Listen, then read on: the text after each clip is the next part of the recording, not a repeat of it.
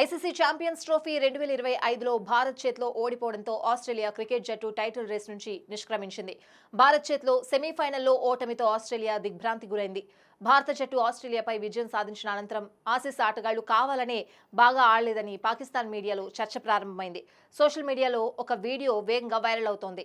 ఈ వీడియోలో భారత్ ఆస్ట్రేలియా మధ్య జరిగిన సెమీఫైనల్ తర్వాత పాకిస్తాన్ టీవీ ఛానల్లో చర్చ జరుగుతోంది. ఆ టీవీ ఛానల్ చర్చలో ఒక ప్యానలిస్ట్ ఓటమికి గ్లెన్ మ్యాక్స్వెల్ ను నిందించాడు. ఇండియన్ ప్రీమియర్ లీగ్ లో కాంట్రాక్ట్ పొందడానికి గ్లెన్ మ్యాక్స్వెల్ భారత్ తో జరిగిన కీలకమైన మ్యాచ్ లో పేలవంగా ఆడాడని ఆ ప్యానలిస్ట్ మాట్లాడడం గమనార్హం. గ్లెన్ మ్యాక్స్వెల్ ని చూస్తూ ఉంటే అతను కోహ్లీ జట్టు తరపున ఆడుతున్నట్లు అనిపించింది.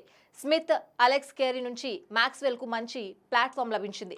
ఆస్ట్రేలియాను 300 పరుగులకు తీసుకువెళ్లే అవకాశం మ్యాక్స్వెల్ కు లభించింది. కానీ అతను అన్నింటినీ చెడగొట్టాడు.